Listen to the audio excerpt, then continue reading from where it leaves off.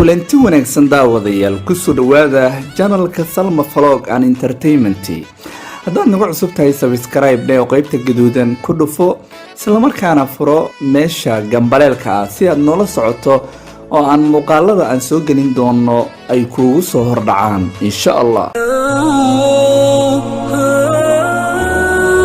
waxaaga oo aad quruxsato ha ku yaraadaan ha ku badnaadaan hana ku noqdaan mid aan lagula haysan waa mid adiga ku gaara waa hubaal in dadka badankooda ay isweydiinayaan sidee hal labo ama saddex waxyaabood anoo haysta aan dadka wala mid noqon kara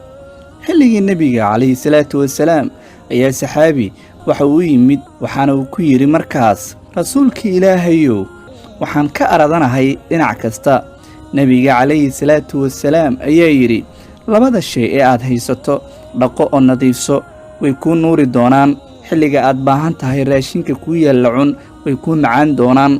runtii innaga Soomaali ahaan waxaanu jecelnahay inaan xiranno dharka nuucii ugu dambeeyay ee markaas soo baxa xilli ay jiraan kuwa badan oo aan awoodin hal shay inay iibsadaan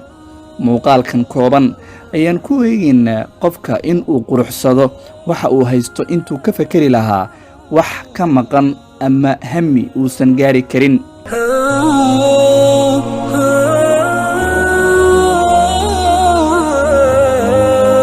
gabadhan hadda idiin muuqataa waxa ay haysaa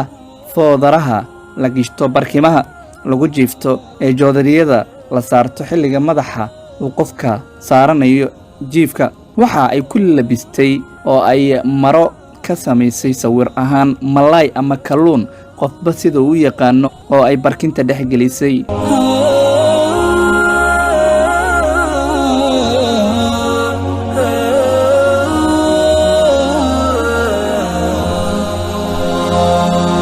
hubanti weeyaan hanti inta ku garab taal inaad hingaarsato haraad kaga bixiye hal birigsi arag ma ahane hawsha way kala horeysaaye hanqaltaagaagu yuusan kugu hodin meel aad u marane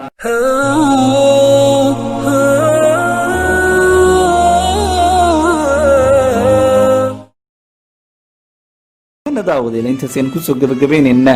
muuqaalkan oo aad ka daawanayseen channelka Salma Vlog and Entertainment intaan muuqaalkan mid la mid isku arki doono sidaas iyo nabadgelyo.